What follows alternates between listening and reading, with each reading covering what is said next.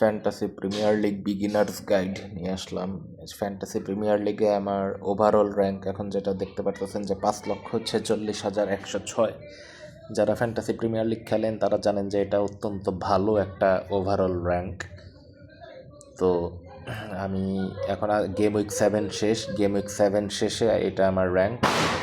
তো আমি প্রত্যেকটা আমার game week by game week আপনাদেরকে আমার টিমটা দেখাবো, কিভাবে আমি টিমটা শুরু করছিলাম একেবারে গেম উইক 1 থেকে, তারপরে কিভাবে ট্রান্সফার করছি প্রত্যেকটা সাবস্টিটিউট, এগুলোর পিছনে লজিক কী ছিল ওগুলো একটু বোঝাবো।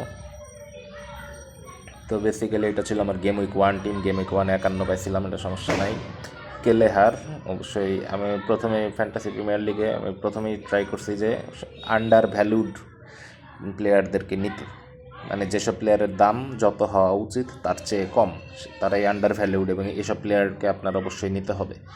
কেলেহার ছিল সেরকম, যে গোলকিপার, ব্রেন্টফোর্ডের গোলকিপার, 4 টাকা 4.5 টাকার মতো দাম ছিল, আন্ডার ভ্যালুড অবশ্যই। এবং ভ্যান্ডেভেন, টটেনহাম হটস্পারের স্টার্টিং ডিফেন্ডার, সে তার দামও 4.5 টাকা, সুতরাং অবশ্যই আন্ডার ভ্যালুড।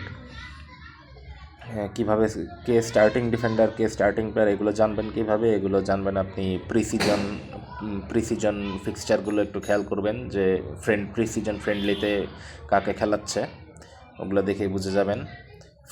ফ্রিম্পং বুন্দেসলিগায় বেয়ার লেভারকুসেনে খেলতো এবং অনেক গোল এবং অ্যাসিস্ট করতো ডিফেন্ডার হিসেবে, অসাধারণ।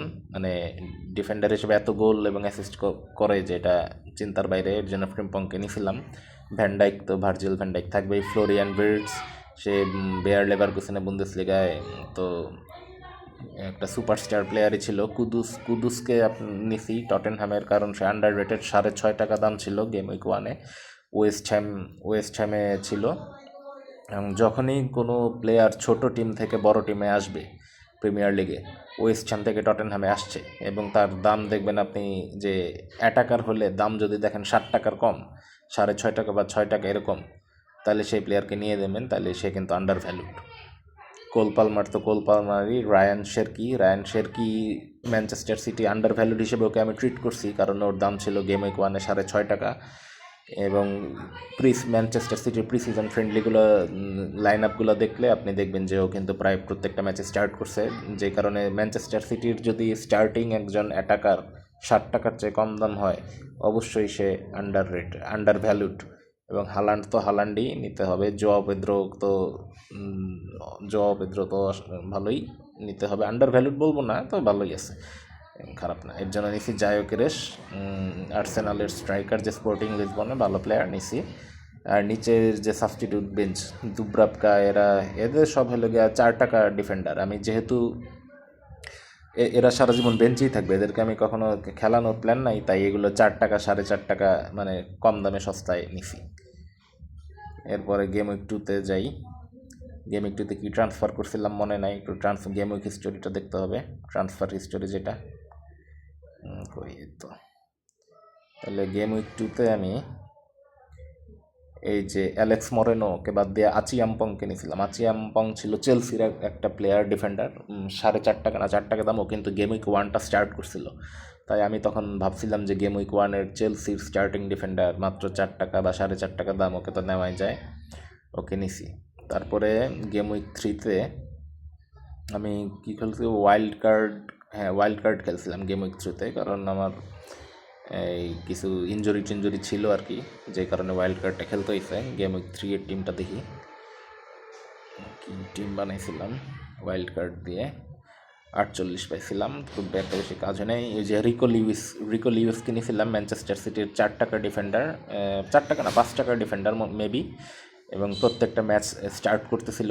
ম্যানচেস্টার সিটির যদি আপনার 5 টাকার ডিফেন্ডার প্রত্যেকটা ম্যাচ স্টার্ট করে, তাহলে সেটা আন্ডার ভ্যালুড অবশ্যই। দেখি আমি দামটা দেখে নিই, ওর দাম কত ছিল, 5 টাকা, ঠিক আছে। আর এই যে স্পেন্স লেগে টটেনহ্যামের 4.5 টাকা ডিফেন্ডার, ওকে নিয়েছিলাম, কারণ ওই যে টটেনহ্যামের লেফট ব্যাক ডেস্টিনি উদোগি, যে সে ইনজুর্ড ছিল, যে কারণে স্পেন্স লেগে 4.5 টাকা দামের মধ্যে টটেনহ্যামের স্টার্টিং ডিফেন্ডার, আন্ডার ভ্যালুড। সেমেনিওকে তো নিতেই হবে, সেমেনিও যে পরিমাণে গোল টোল দিতেছে এটা তো আপনার জানার কথা। নেটো নেটো তো চেলসি এটা একটা গ্যাম্বল, তেমন একটা ভালো গ্যাম্বল ছিল না। নেটো কোনো গোল টোল দেয় নাই। একিটিকে, ওই যে একিটিকে, লিভারপুলের একিটিকে নিয়েছিলাম তখনও কিন্তু আলেকজান্ডার আইজাককে লিভারপুল সাইন করে নাই, যে কারণে একিটিকে নিয়েছিলাম। এখন আলেকজান্ডার আইজাককে লিভারপুল সাইন করছে, এখন আমার একিটিকে বিক্রি করে দিতে হতে পারে। আর ওই বেঞ্চ সম্পর্কে তো বলার তেমন কিছু নাই। এরপর দেখি গেম উইক 4-এ কী হয়েছিল।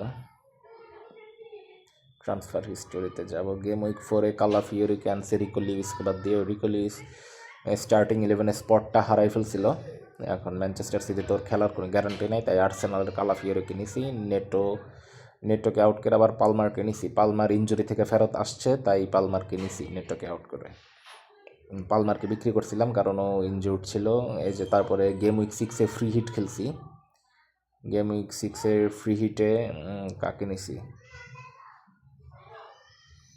ফ্রি হিটে খেলছিলাম, এই যে যাদেরকে নিছি তাদেরকে তো দেখতেই পারতেছেন, এরা আবার চলে গেছে অলরেডি, যেহেতু ফ্রি হিট ছিল। এবং যে চেলসি, রেঞ্জো, কাইসেদো এরা গোল টোল দিতেছিল দেখে এদেরকে নিয়েছিলাম। সেনেসি, টিম্বার রোয়েভস, মানে যারা মোটামুটি ভালো খেলতেছিল তাদেরকেই নিয়েছিলাম। গেম উইক 7-এ আমি সাকা কিনেছি পালমারকে আউট করে, কারণ সাকা ইনজুরি থেকে ফেরত আসছে। তো এই হলে ব্যাপার, এসব করেই আমার এখন র্যাঙ্কিংটা অনেক ভালো অবস্থানে আছে।